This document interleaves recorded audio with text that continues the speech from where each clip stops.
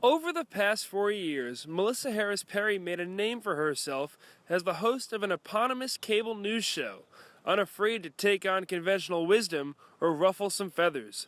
That was until her show abruptly ended last month. I always knew I would leave eventually. I had no intention of being on television as the rest of my life. But I did absolutely think that at a minimum I would make it through the election year. I had every intention of covering the entire 2016 election. I am still processing this in a lot of ways, and I only know it from my side. Her side is that despite her show's increasing quality over its 4-year run, executives at MSNBC had begun to limit her airtime, preempting her show, lessening her appearances on other network programming, and dictating her content. MSNBC President Phil Griffin insists that Harris Perry's show was valued, but that the network was asking all of its hosts to temporarily shift coverage to the ongoing presidential election. Harris Perry didn't believe that the shift would be temporary. I think it's been about a year since Andy Lack came on as the new chairperson and started moving the direction of the channel overall. But most of it was leaving weekends alone. So, you started to see, particularly on the day side, a shift away from what they thought of as editorial content towards more news-focused content.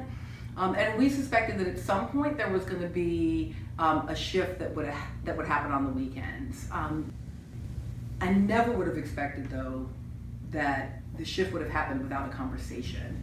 And the big changes that happened for our show was that we just lost editorial control. All of the branding was taken from the show. We were told sort of what stories we could do and not do. We were told what guests we could book and not book. And then I was told that other people were going to be hosting during my hours. And so once that happened, it was clear that I was going to be, as we call it, disappeared, right? So I was going to still be getting a check, but I wasn't going to be able to either be in my time slot or be having the conversations that I wanted to have around the topics and issues I wanted to have them around. It was better to just not get the check. I did not want to be disappeared. I did not want to lose that opportunity. Harris Perry, a Wake Forest graduate, returned to her alma mater in 2014. Prior to this, she worked at Tulane University, Princeton University, and the University of Chicago, where she was represented in the state legislature by a then little-known state senator named Barack Obama.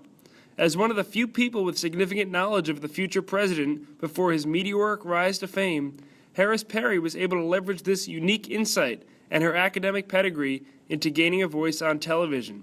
After Harris Perry moved into cable news, she became a frequent nemesis of conservative talking heads by making controversial comments about Mitt Romney's family and bringing the identity politics discussion to the national stage.